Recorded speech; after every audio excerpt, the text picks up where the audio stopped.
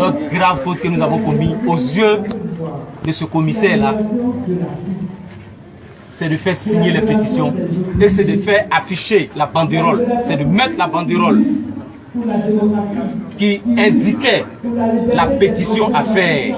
C'est notre erreur à faire. Parce que quand il est arrivé sur le lieu, il s'est dirigé directement vers la banderole pour nous demander qui est l'initiateur de cette banderole, qui a instauré cette banderole à cette place-là.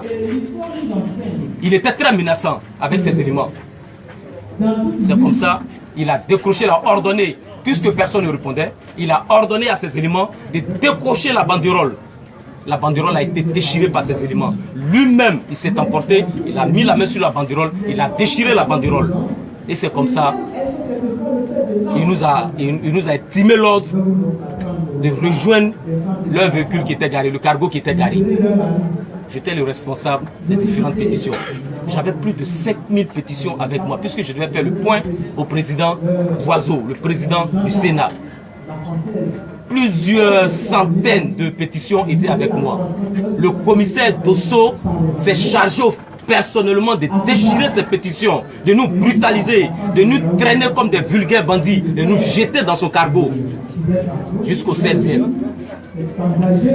Arrivé au 16e, nous n'avons pas été auditionnés.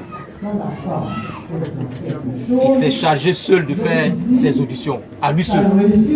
Il a trouvé les motifs qu'il devait trouver. Vers les 16 h, ils nous ont balancé à la préfecture de police.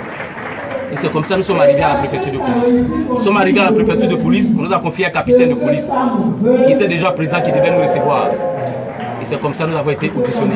Et nous avons relaté les faits réels.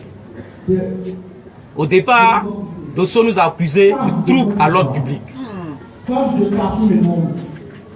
Et c'est comme ça que le capitaine Dosso a dit, voilà les faits qui vous sont reprochés. Que pensez-vous de ces faits? Nous avons dit non, il ne s'agit pas de ce qu'il a écrit. Mais nous avons notre réalité, la vérité à vous dire. Et c'est comme ça que nous avons été auditionnés et nous sommes passés à table. Nous avons dit ce qu'il en était. 3 jours dans les locaux de la préfecture de police, c'était très difficile. Très difficile. Des locaux très sales. Vraiment très sales. C'était insupportable. C'était insupportable. Et nous avons passé 3 nuits dans ces locaux. Nous avons passé 3 nuits dans ces locaux. C'était un calvaire. C'était véritablement un calvaire. Et ce n'est que le lundi que le préfet de police a ordonné à ces éléments de nous déférer sur le parquet de Yopougon pour être conduits à la MACA.